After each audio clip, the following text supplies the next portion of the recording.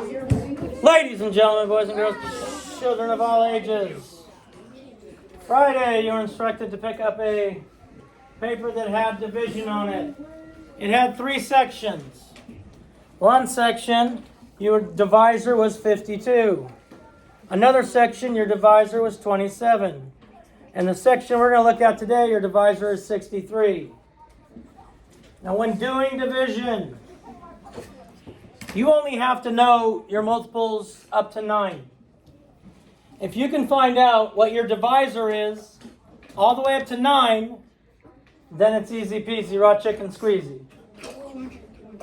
Because we're only putting, eyes on me please, we're only putting one number in my quotient at a time. One number in my quotient at a time. So let's list our multiples first. 63 times 1, 63 times 2, 3, 4,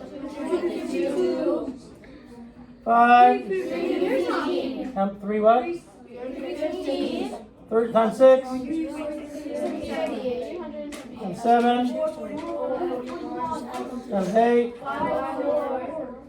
times 9. All right. You all very easily came up with those first 9 multiples. If you know those first 9 multiples and you can subtract, then we got no problem with this division.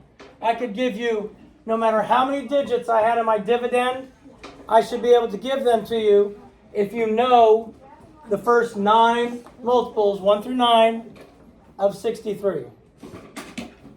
Now if we look at this, does 63 go into 4? No. I am not going to have a number in the thousands place. Does 63 go into 47? No. No. I am not going to have a number in the hundreds place. Does it go into 473? Yes. Or, I'm sorry, 470. Yes. I'm going to have a 2-digit number in my quotient. A 2-digit number in my quotient. I'm going to have one number above the tens and one number above the ones.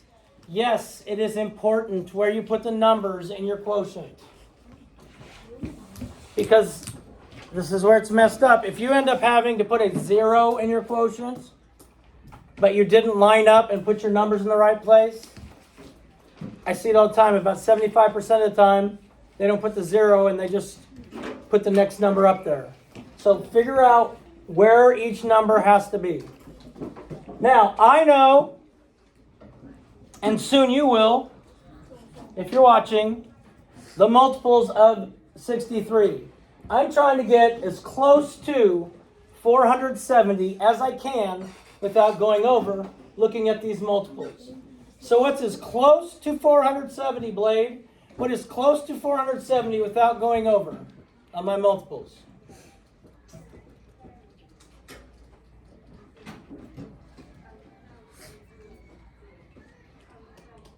Blade's got it. I mean, it's right here.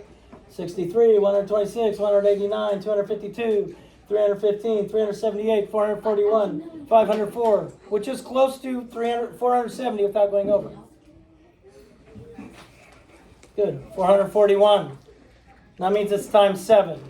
My 7's what goes at the top. 441. 7 times 63 is 441. Then we subtract.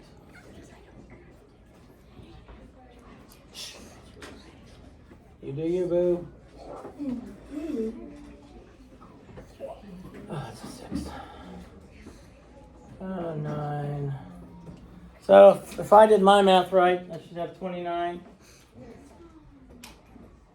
Now the digit that goes into my ones place, because it's going to cover just over my ones place.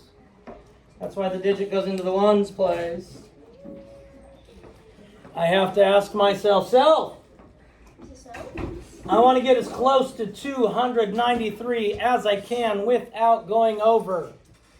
So, Nadia, what's as close to 293 as I can get without going over? 63 times 4. 63 times 4, which is 252. 63 times 4. which is 252.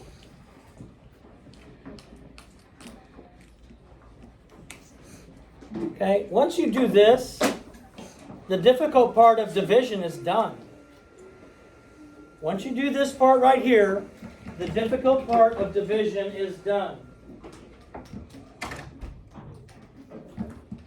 Now, if I wanted to check my work, because, it's fairly important to get your answers correct, I would multiply my quotient, which is 74, times my divisor, which is 63, and then I'd add 41. Why the parentheses? Anybody tell me why the parentheses? Anybody tell me why there's parentheses up there? To do that first. Parentheses tell you where to start. If it doesn't have parentheses, then there are other rules. But this one does have parentheses, and so we solve that and move to the right. Questions? Hold on to these because we're going to continue to do these until we've done every problem on here.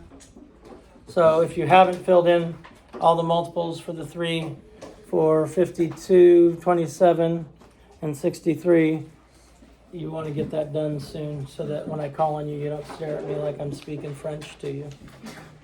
Thank you.